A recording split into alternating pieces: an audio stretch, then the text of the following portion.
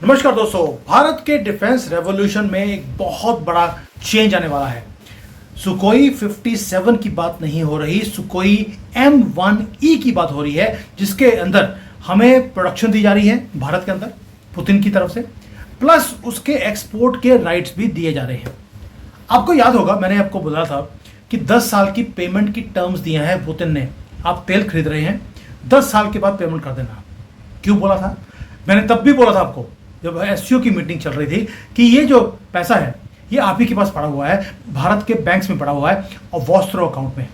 अब पुतिन को मालूम है कि मैं यहाँ से भारत तो चम्बे बाल्टियाँ और ये जो छोटे छोटे सामान है वो बनाता है, इसमें वो पैसा पूरा नहीं हो सकता।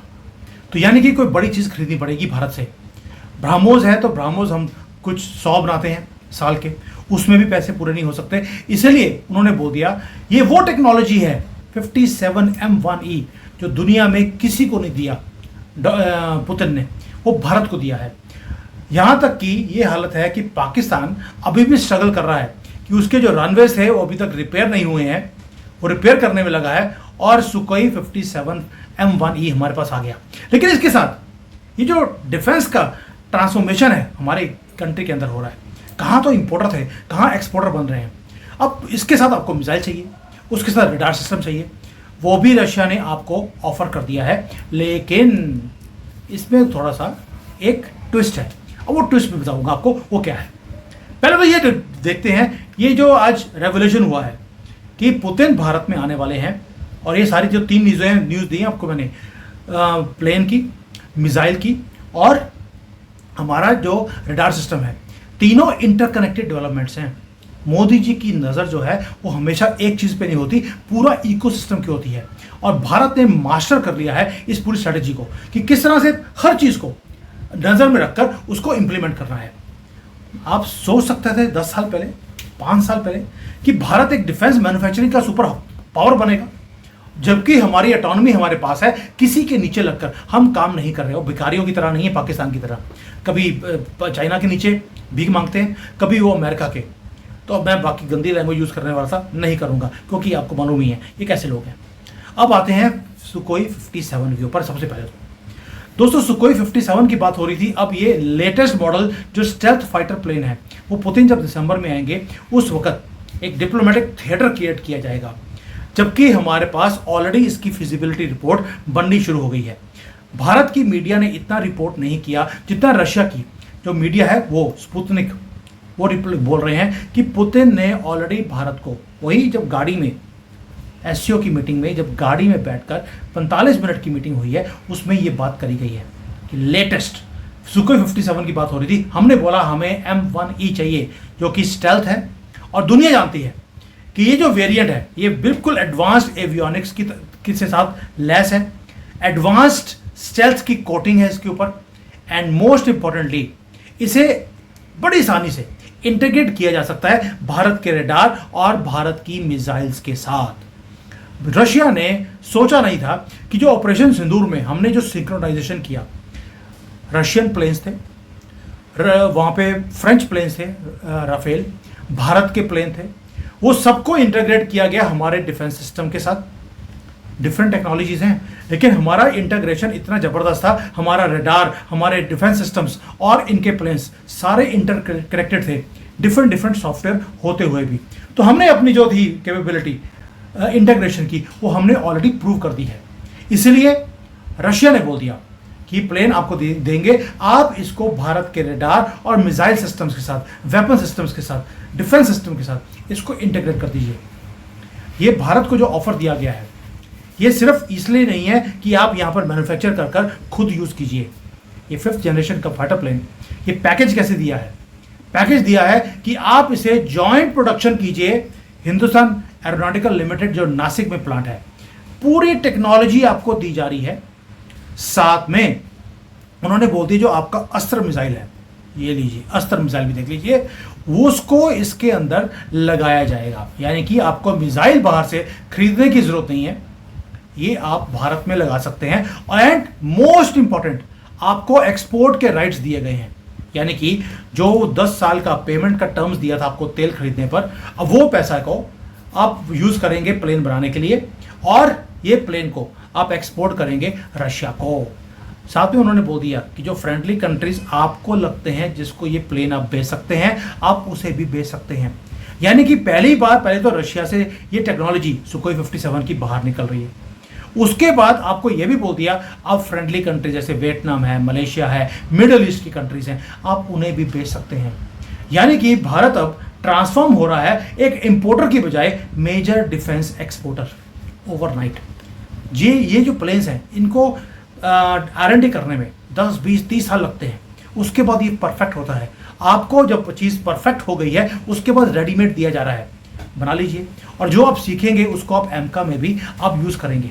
ऐसा नहीं है कि हम अपना एमका छोड़ दिया, वो साथ में चल रहा है, लेकिन साथ में रशिया का जो प्लेन है उसकी टेक्नोलॉजी आपका आएगी। यानी कि जो इमीडिएट आपकी रिक्वायरमेंट है, एमका आपको 10 साल लगेंगे, लेकिन जब ये टेक्नोलॉजी आपके पास आएगी तो इमीडिएटली आप बनाकर इसको यूज़ भी कर सकते हैं, रशिया को बेच भी सकते हैं और दुनिया को भी दे सकते हैं। दोस्तों, जब आपके पास ये प्लेन आ गया, साथ में आपको डिफेंस सिस्टम चाहिए था, तो रशिया ने बोल दिया S-500 जो एयर डिफेंस सिस्टम है उसको भी आप को प्रोड्यूस कर दीजिए, they are ready for that. इसके साथ साथ एक जो मोस्ट एडवांस्ड मिसाइल सिस्टम तो है ही है S-500, साथ में आपको S-70B जो अनमैन्ड कॉम्बैट व्हीकल है वो भी दे दिया। उसका भी न्यूज़ कहीं था जो मैंने दिखाया आपको। This also has been given, ये कॉम्बो प्लान आपको दिया जा रहा है। ये अनमैन्ड कॉम्बैट व्हीकल है, यानी कि आपको उन्होंने सारे की सारी जो एयरक्राफ्ट की कैपेबिलिटी है वो सारी दे दी। लेकिन रशिया इतना मेहरबान क्यों है, कभी सोचा आपने? इतनी अनप्रेसिडेंटेड ऑफर किसी को नहीं दिया सिर्फ इसलिए कि मोदी जी दोस्त हैं? Not at all. रशिया की मजबूरी है क्योंकि उसके ऊपर वेस्टर्न सैंक्शंस लगी हुई हैं। उसका जो डिफेंस एक्सपोर्ट का मार्केट था, जहां से वो पैसे कमाता था, वो बैन हो गया है।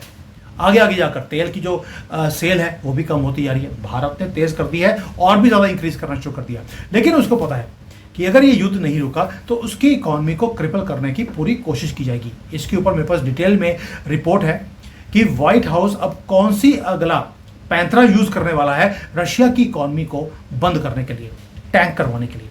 अगले वीडियो में मैं उसको कवर करूंगा। यानी कि रशिया की अब जो एक्सपोर्ट की मार्केट है बंद हो रही है, उसे एक रिलायबल मैन्युफैक्चरिंग पार्टनर भी चाहिए जिसके पास टेक्निकल कैपेबिलिटी भी हो, वो उसकी टेक्नोलॉजी को चोरी भी ना करे और जियोपॉलिटिकली इंडिपेंडेंट भी हो।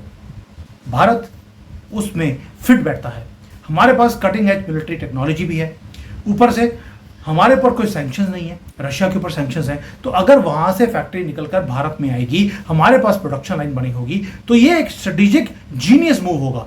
जहां पर बात तो ये की जा रही है कि हम तो आर्म्स की डील कर रहे हैं। बेसिकली सैंक्शंस को बाईपास करने का एक ब्यूटीफुल तरीका है जो पुतिन और मोदी जी ने मिलकर इसको डेवलप कर लिया। अब आते हैं इसके अंदर मिसाइल्स। दोस्तों, आपको मालूम है कि जो पाकिस्तान है उसके पास वो जंग फाइटर जो 17 है, जो स्ट्रगल कर रहे हैं क्योंकि उसके अंदर मेंटेनेंस के इश्यूज बहुत हैं, और सेकेंडली मिसाइल्स हैं वो भी उनको चाइना से लेनी पड़ती हैं। भारत ने अपना इंडिजिनस अस्त्र मिसाइल निकाल दिया। ये वो मिसाइल है जो कि 300 से लेकर 500 किलोमीटर तक, 100 से लेकर 500 किलोमीटर तक, 350 किलोमीटर तक ये जा सकती है। मैक 1, मार्क 2, मार्क 3, पता नहीं कौन से मार्क हमने निकाल दिए। 1500 यूनिट एक साल में हमने बनाने का प्रोजेक्शन लिया है। यानी कि जितने हमारे पास सुकोई के प्लेन्स हैं बाकी जगह पे है, उसमें अस्त्र मिसाइल ये हम लगाएंगे। नाम भी देखिए, अस्त्र। और ये ऐसा है जो यूरोप का जो मिसाइल सिस्टम्स है मेटियोर, उसको मैच करता है। अब इसकी स्ट्रेटेजिक इम्प्लीकेशंस क्या है? They are enormous. प्लेन आपका, मिसाइल आपकी, हमें डिपेंडेंट रहने की जरूरत नहीं है फॉरेन सप्लायर्स के ऊपर।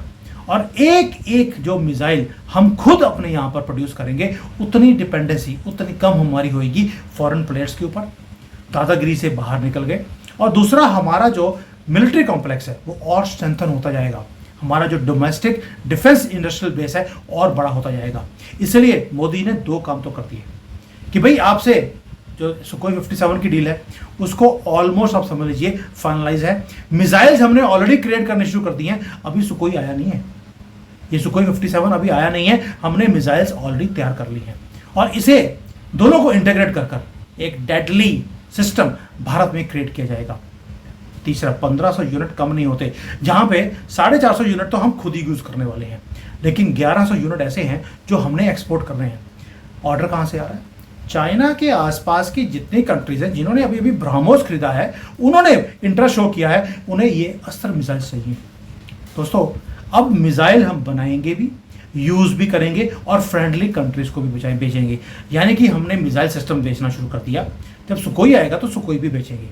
और ये सारा का सारा ऑल्टरनेट है टू एक्सपेंसिव वेस्टर्न सिस्टम्स जो कोई अफोर्ड नहीं कर सकता। दोस्तों, इसके साथ अब दो चीजें हो गई, प्लेन हो गया, मिसाइल हो गया। अब आपको चाहिए था रडार सिस्टम। लीजिए, रडार सिस्टम के ऊपर बात कर लेते हैं। उसकी रेंज हमारी थी 400 किलोमीटर की। जो हमारे पास रडार है उसके अंदर स्टेल्थ के कोई प्लेन आए, उसकी फ्रीक्वेंसी इतनी हाई है कि हम 400 किलोमीटर दूर से पकड़ सकते हैं। स्टेल्थ का मतलब है जिसे पकड़ा नहीं जा सकता, हम उसे भी पकड़ लेते हैं। आपको याद होगा F-35 को पकड़ लिया था, 2 बार पकड़ा है। एक को तो नीचे बैठा दिया, दूसरे को बोल दिया बेटा भाग जा, नहीं तो तुझे लॉक कर दिया है, तुझे डिस्ट्रॉय कर देंगे। And he had to run back. पहला ब्रिटिश था, दूसरा अमेरिकन था। अब इसका मतलब क्या है? आपने 400 से जब इंक्रीज करके 500 किलोमीटर की रेंज कर दी, आपको लगेगा ये 100 किलोमीटर में फर्क क्या पड़ता है। लेकिन 500 किलोमीटर दूर से जब प्लेन आपकी एयर स्पेस में एंटर करने वाला है, उससे पहले आपके पास वार्निंग सिग्नल आ जाएगा और आप कुछ भी कर सकते हैं। ब्रह्मोस आपके पास है, अस्त्र मिसाइल आपके पास है, और उसके बाद आपके पास कोई ऐसी मिसाइल नहीं है जैसे S-500 आने वाला है। You are going to be safe. ये जो रडार है ये कन्वेंशनल रडार से डिफरेंट होते हैं।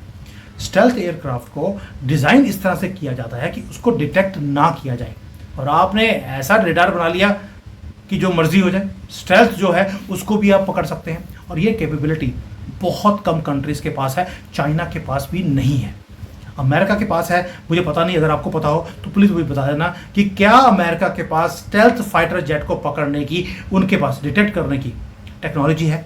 I have not come across this news. अगर आपको पता हो तो प्लीज़ बता देना। यानी कि आपके पास एक डिफेंस का एक ऐसा एडवांटेज आने वाला है। रडार में आप स्टेल्थ प्लेन्स को पकड़ सकते हैं। आपका स्टेल्थ प्लेन दुश्मन कंट्री में जाएगा, उन्हें पता लगेगा ही नहीं। और मिसाइल भी आप स्टेल्थ बना रहे हैं ताकि आपकी मिसाइल भी जब जाएगी वहां पर उन्हें पता नहीं लगेगा और धुआं कर वापस नहीं आएगी, क्योंकि ये चाइनीज थोड़ा ना जो जाएगी और जाके आराम से लैंड कर जाएगी, फटेगी है नहीं।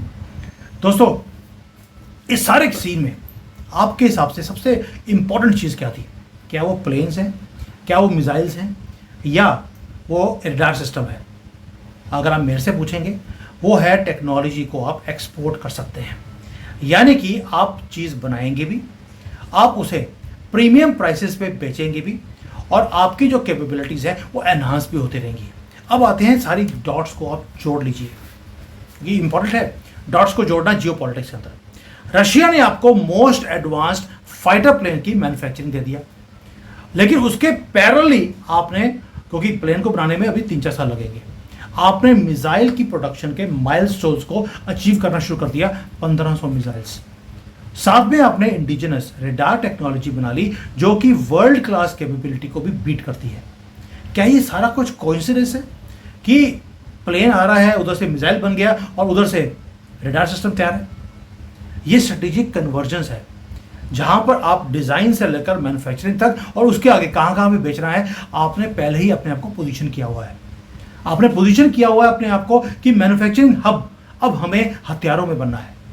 हमारी जो ऑटोनॉमी है वो हमारे हाथ में है, ना हम चाइनीज के इन्फ्लुएंस में हैं, ना वेस्ट के, ना किसी और के। और ये सुकोई 57 की डील है, ये हमें एक मैन्युफैक्चरिंग एक्सपर्टाइज भी बनाई देगी, ताकि हमारा अपने जो चीज़ें हैं उसको भी हम एक्सपोर्ट कर सकते हैं पैकेज में। अगर अकेला मिसाइल बेचने जाएंगे, शायद हो सकता ना बिके, अकेला रडार सिस्टम ना बिके, लेकिन अगर plane, missile and radar system तीनों को इकट्ठा पैकेज करके बेचते हैं, आप समझ सकते हैं ये जो हम अस्त्र शस्त्र की पूजा करते हैं आजकल, वो क्यों करते हैं? आज हम कर रहे हैं, कल को हमारे अस्त्र और शस्त्रों के ऊपर दुनिया पूजा करेगी। ये है हमारा फ्यूचर। और पाकिस्तान अभी भी अपने जो 11 उनके रनवेज थे और एयरपोर्ट्स थे, जिसको हमने तोड़ दिया था, तबाह कर दिया था, अभी भी रिपेयर चल रहा है। 3 महीने हो गए हैं, सुई धागा भेज दिया था, अभी वो सिल नहीं पाया अपने आप को। इतनी प्रिसीशन थी कि जो होता है वेंटिलेटर, उसके बीच में से ब्रह्मोस गई है और सब कुछ तबाह किया है। इतनी प्रिसीशन है, 1 फीट बाय 1 फीट का एक वेंटिलेटर होता है।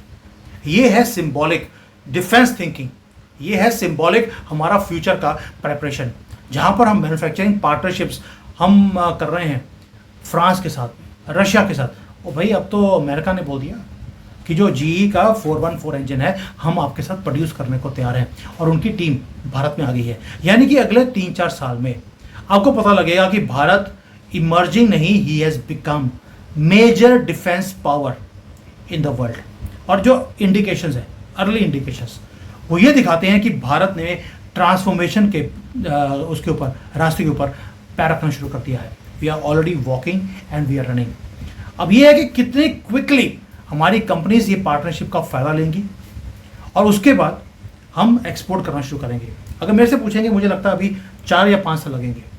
आप यहाँ पे प्रोड्यूस भी करेंगे और एक्सपोर्ट भी करेंगे, क्योंकि सबसे पहला काम तो ये है आप प्रोड्यूस करके पहले अपना घर पूरा करेंगे। क्योंकि MiG-21 अभी अभी हमने रिटायर की हैं, उसको रिप्लेस करना ज़रूरी है। इसलिए ये पार्टनरशिप बहुत ही ज़्यादा ज़रूरी है। और जो लॉन्ग टर्म स्ट्रेटेजिक पोजीशन है भारत की, वो मुझे बताने की ज़रूरत नहीं है, मुझे आप बता देना कि हमारी लॉन्ग टर्म स्ट्रेटेजिक जो पोजीशन है दुनिया की हथियार मार्केट में, वो क्या है and what it means for you. China से बैठ के वीडियो बना रहा हूँ, आप समझ सकते हैं क्या गर्व होता होगा मुझे कि एक तरफ तो इनका जंक चीज़ जो पाकिस्तान को दिया है उस पर जंक लग गया है, और रिपेयर करने लगते हैं तो सालों साल रिपेयर ही नहीं होती उनकी, और एक हमें दुनिया भर की कंपनियां हमारे पीछे आगे पीछे फिर रही हैं।